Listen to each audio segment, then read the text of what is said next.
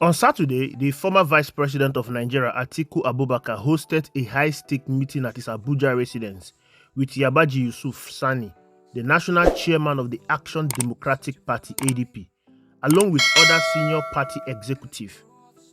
The timing of this meeting is not coincidental. It is calculated, it is desperate, and it exposes a pattern that has defined Atiku's political career for over a decade. If he cannot win, he will make sure his perceived enemies do not win either. To understand why Atiku Abubakar was meeting with ADP leadership on a Saturday afternoon, you need to understand what has been happening behind closed doors across Nigerian political landscape. Former President Olusegun Obasanjo has been busy, very, very busy. In recent weeks, the Ota chief had held a series of strategic meetings that have sent shockwave through Nigeria's opposition politics.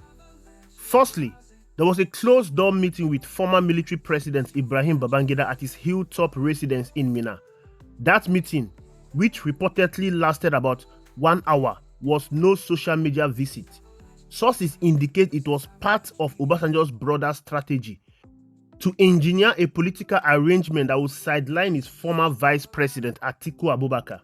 The plan, a Peter Obi Rabiu Musa Kwankwaso ticket under the African Democratic Congress ADC banner. According to multiple sources within the ADC and the Kwankwasia movement, Obasanjo did not just bless this alliance, he initiated it. A leader of the Kwankwasia movement confirmed as much.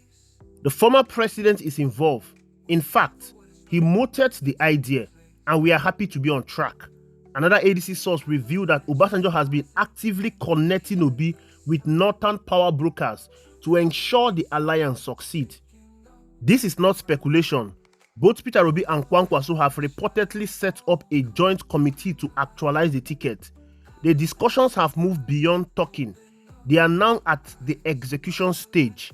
Reports indicate that Kwankwaso met Obasanjo in Abeokuta, where the former president advised him to join the ADC and accept the vice presidential slot behind Peter Obi. Babangida gave similar advice during an earlier meeting. The picture is now clear. Obasanjo, who openly campaigned for Peter Obi in 2023, is orchestrating a southern-northern alliance designed to present the strongest possible challenge to President Bola Ahmed Tinubu in 2027. And in this arrangement, there is no room for Atiku Abubakar.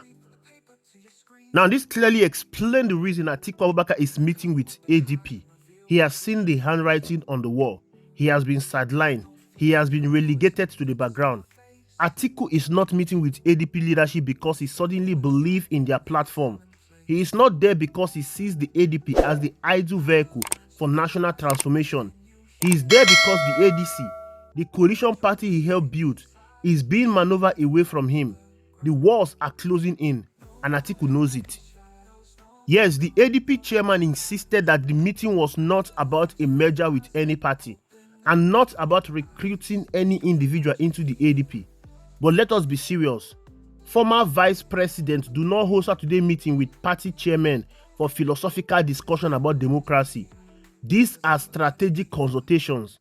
This is Atiku Abubakar looking for an alternative platform because his preferred one, the ADC, is being handed to his rivals on a silver platter.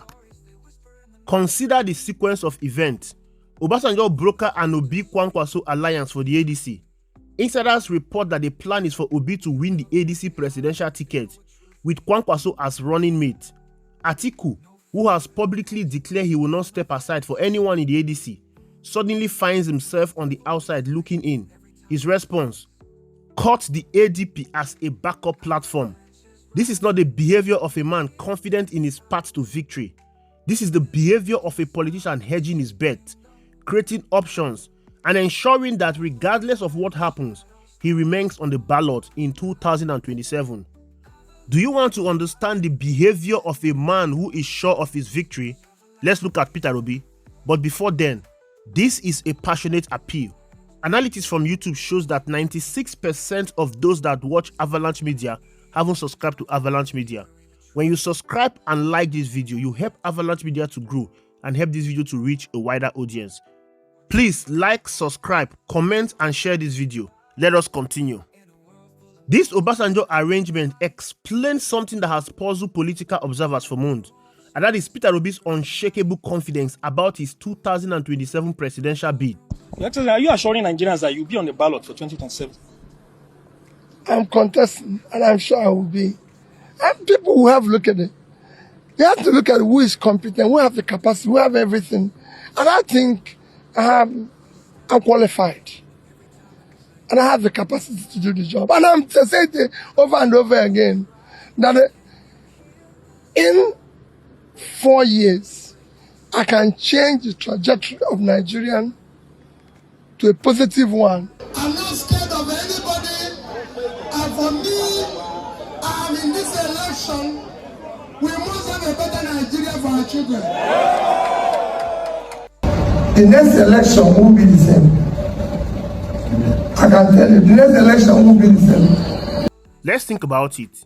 While other politicians hedge, equivocate, and speak in carefully crafted ambiguities, Peter Obi has been remarkably, almost brazenly direct. I am contesting the election as number one, he declared at a recent campaign rally in Abuja. Not maybe, not hopefully, not if the stars align. Number one, period, and that ends it. During an X-Speaks discussion in December, Obi was even more emphatic. I am not traveling around the world to learn governance to be vice president. I know how to turn Nigeria around. I built my business from scratch and I have more experience than any candidate, including the sitting president. He then made a statement that now reads like a man who already knows the outcome. Peter Obi will be on the ballot in 2027. When Channels Television pressed him about rumors of becoming Atiku Abubakar's running mate, Obi dismissed it outrightly. This is not in play. Nobody has ever discussed that. People assume so many things. He went further, issuing what amounted to a challenge. Nobody contesting to be president of Nigeria in 2027 is more qualified than me. If anyone says they are more qualified, let that person challenge me in a live debate. A lot of persons dismiss this as typical political bravado. But now, with the revelation of Obasanjo's backroom maneuvering, Obi's confidence makes perfect sense. He was not speaking from hope. He was speaking from knowledge. He knew that the former president who openly campaigned for him in 2023 was working behind the scene to secure him the ADC ticket. He knew that Kwankwaso is more than willing to accept the number 2 position. He knew that the northern power brokers were being brought into the fold. Obi's repeated insistence that he only run as number 1 was not arrogance, it was assurance. The deal was already being brokered. The pieces were already being arranged. Obasanjo was making sure that his preferred candidate will emerge as the ADC flag bearer, and Peter Obi knew it all along. This also explains why Obi felt confident enough to offer to serve only a single 4-year term if elected. That is not the language of a man uncertain about his political future. That is the language of a man who has been told, perhaps by someone with the stature of Obasanjo, that the path has been cleared for him. You can clearly see the reason why Atiku Abubakar has panicked and is seeking for an alternate route. But let us ask the question that observers are whispering but few dare to ask. Does Atiku Abubakar actually want to win the presidency at this point? Or does he simply want to ensure that certain people do not win?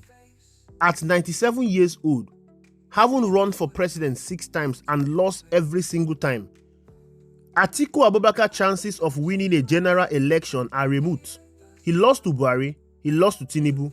His political base has been eroding with each successive campaign. His own son has even left him. Meanwhile, Peter Obi demonstrated in 2023 that he can mobilize young voters, win major cities including Lagos, and sweep an entire geopolitical zone. An Obi Kwankwaso ticket will combine Obi urban, southern, and north-central strength with Kwankwaso northwestern and northeastern strength, a genuine competitive combination. So why is Atiku not rallying behind this ticket? Why is he meeting with ADP instead of supporting the Obi Kwankwaso alliance? The answer may be uncomfortable, but it is staring us in the face. Atiku does not want Peter Obi to become president. Whether this is driven by ego, by a sense that he deserves the position more, by regional calculations, or by something else entirely, the effect is the same. By potentially running on a separate platform, Atiku will split opposition votes and help deliver another victory to the APC. Some are even suggesting that Atiku maneuvering has an ethnic dimension, that the prospect of an Igbo man reaching Aso Rock is so unacceptable to certain northern political interests that they would rather see Tinubu continue than allow Obi presidency. This interpretation may be harsh, but Atiku actions do nothing to dispel it. If he truly wanted opposition unity, he will be working to strengthen the ADC coalition, not shopping for alternative. The ADP meeting should settle any lingering questions about whether Atiku will support Peter Obi if Peter Obi wins the ADC ticket. He will not. Atiku's public statement that he will not step aside for anyone in the ADC was not mere posturing. It was a declaration of intent.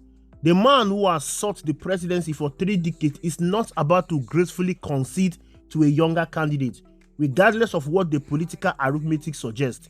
Instead, he's building a fallback position, the ADP, that will allow him to remain on the ballot, even if the ADC coalesce around Peter Obi. For Peter Obi supporters and those hoping for a genuine opposition challenge in 2027, this should be a wake-up call. Atiku is not an ally. He is a competitor whose interests may diverge sharply from the goal of defeating the APC.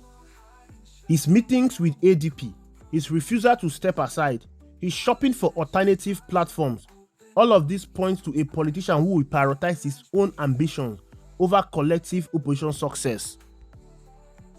As the 2027 elections approach, Nigeria's opposition face a similar dilemma. Can they unite behind a single candidate, or will personal ambition once again deliver victory to the ruling party?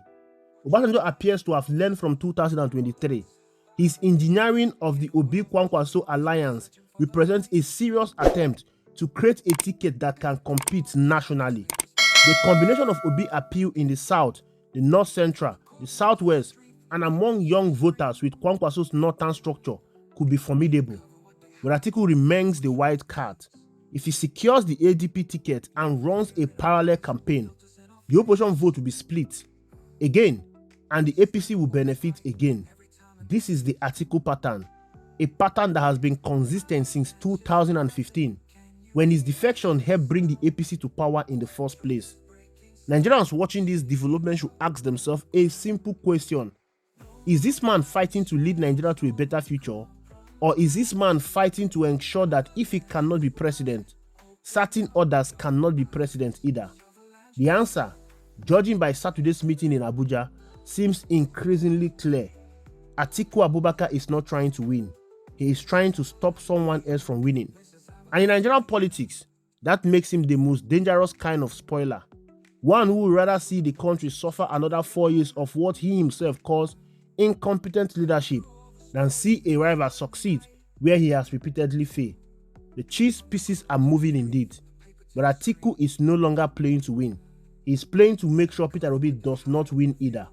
And that tells you everything you need to know about the man and his intentions for 2027. I am Avalanche Media, and I bring you the truth like an avalanche, fast, heavy, and unstoppable. Stay informed, stay ready, stay vigilant. If you like this video, please help Avalanche Media to grow and reach wider audience. Subscribe to this channel, turn on the notification bell, like this video, comment your thoughts and share this video. Thank you for watching. I will see you in the next video. A lot of you have been emailing me asking if I could teach a YouTube class or write a book about starting and growing a channel. Well, I finally did it. It is called Monetized in 4 months and it covers everything you need to know. All the details are in the description box below. Don't forget to subscribe, like, and comment in this video. Thank you. Let's continue.